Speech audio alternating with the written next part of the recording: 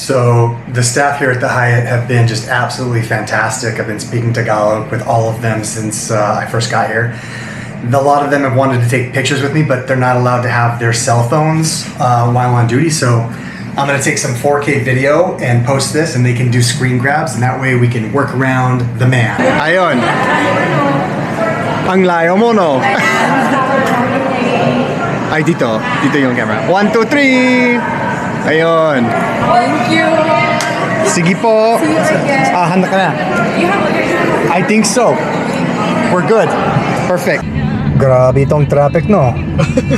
Sir, you can speak Tagalog. Ha? Oo. Kayo po, nagtatagalog po kayo. Nabigla kayo. Gulat ako dun, sir, ha? Oo nga. Okay lang ba yung driving itong araw or masyadong magulo?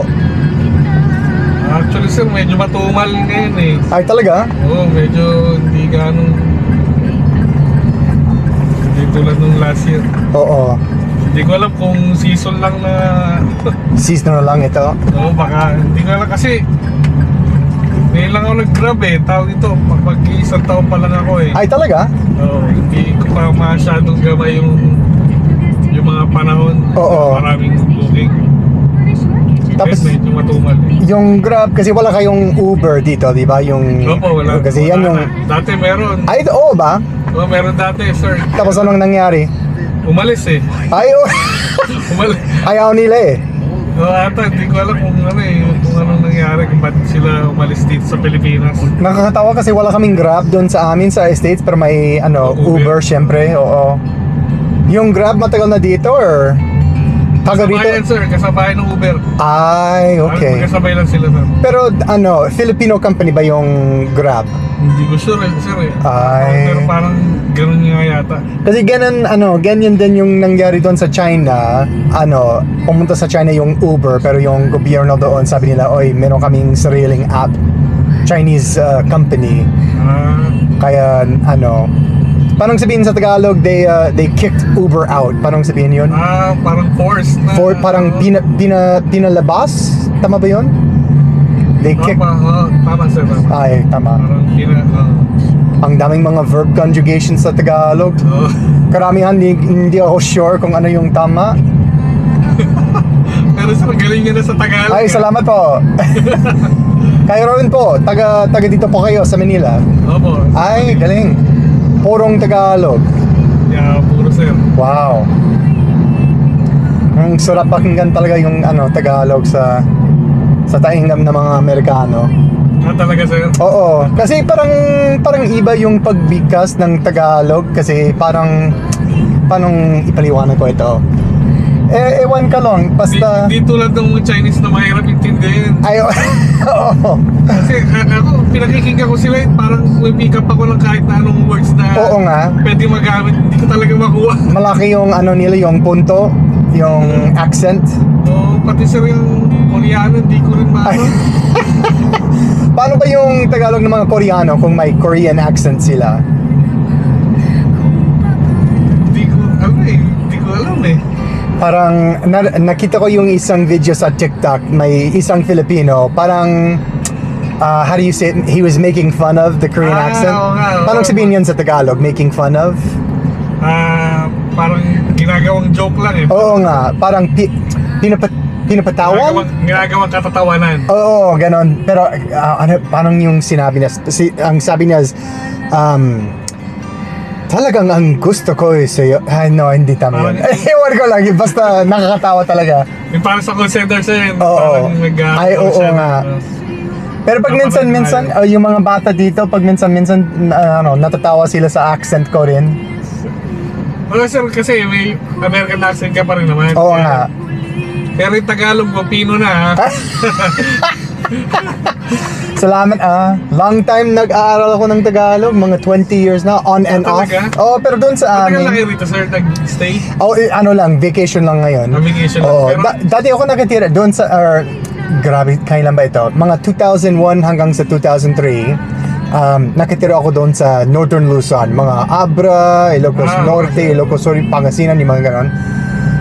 Tapos umuwi ako at unti-unti nawawala yung Tagalog ko kasi wala akong mga kausap doon sa amin. Maliit lang talaga yung Filipino community doon sa state ko. Saan kayo sa state, sir? Sa Utah, alam mo ba yung Utah, Utah Jazz, yung basketball team namin? Yeah. Pero nawawala talaga yung Tagalog, and sa 2018 napansin ko na masyadong nahirapan ako mag-usap kahit diretso. Parang almost like I forgot totally lahat ng Tagalog ko. Pero ang galing nyo, sir, ha? Ngayon lang, oo. 2000 rin nakapag... Oo, pero nag-aaral ako talagang masipag ako sa pag-aaral ko ng Tagalog back then. Kasi ayaw ko na talagang mawala yung speaking skills. Galing, sir. Nagulat niya ako sa inyo. Ganyan talaga sa lahat ng mga kinikausap ko. Yung mga dayuhan dito, yung mga foreigner, karamihan hindi sila nagtatagalog or meron ilang na pwedeng makapagtagalog. Kayo pa lang yung first time na na-experience ko. Ay, talaga ba? Wow! May mga nagsasabi na salamat. Ay, oo. Kaunti pa. Nagtatagalog ka ba? Kaunti lang. Parang ganon sila. May mga parang gano'n lang, yung hello, yung thank you. Oo, yung mga basic talaga. Mga basic yan. Mahirap talaga kasi ganon din. Maraming mga Pilipino magaling mag-English kaya mahirap mag-practice.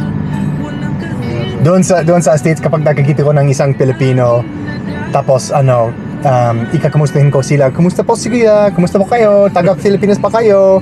Palagi silang magre-respond sa English kaya wala akong practice dyan. Parang nakakatawa kasi walang nagsabi sa akin na yung Abril is yung pinakamainit na buwan nyo. Sure. Tapos susunod na buwan sa May, di ba ganito kainit pero may ulan pa? Opo. Ay, grabe talaga. Mga mid month. Ay, oo. May maambon-ambon na yan, ulan-ulan na. Ay, oo. Ano ba yung, meron bang salita sa Tagalog for, ewan ko lang kung ano yung salita for humidity? Yung kapag maraming, parang wet yung hangin, yung... Parang wala, sir, eh. Ay, wala. Meron yan, parang basa ang hangin lang, or? medyo malalim na kasi sa Ay, Tagalog, sir. Kawawa naman ako kasi gusto kong matuto ng talagang malalim na Tagalog, yung lumang Tagalog kasi masarap pakinggan. Sir. Parang yung mga ginagamit ng mga news anchor, malalalim na Tagalog yun, di ba? Medyo, sir, medyo. Ay, oo. Yun lang naman. Yan yung gusto kong na level of katatasan ang gusto ko. Sana lang. Maalinsangan, sir, maalinsangan. Ano ba yun? Maalinsangan. Maalinsanag. At sangan, yan. Sanang. Maalinsangan. Yan. Ay, grabe ah. Mahirap para sa akin yung mahirap pa rin para sa akin yung pronunciation ng NG. Sir, oo nga. Parang di ko kaya yung dila ko. Kahit sa bata, sir, pag yung mga bata, ay, oo ba? Hirapan din sila eh. Kahit yung anak ko may anak ako na hindi, hirap din siya doon. Oo ba? Kahit sa pagbabasa niya, nahihirapan siya. Ilang taon na yung bata kasi mo? Kasi more on din siya pagka English na rin Kasi ay, talaga, galing. Sa YouTube. Yeah. Kakapanood. Ayun, mas marami siyang English kaysa sa Tagalog. Wow, galing. Tapos ilang taon na siya? Mag-8 pa lang. Oh, wow, okay. Itong April. Isa pa lang. Or isa lang, yung... Dalawa na actually. Ay, dalawa na, okay. Bunso siya, yung pangalan ko, na mag-Tagalog. Ay... Maayos lang. Ganun din siya nag-start na medyo rin siya sa English dati. Oo, ganda. More on English yung... That's great. Siguro kakanood sir ng YouTube, yung mga conversation. Oo, madali lang. Tapos yung utak ng mga bata, madaling...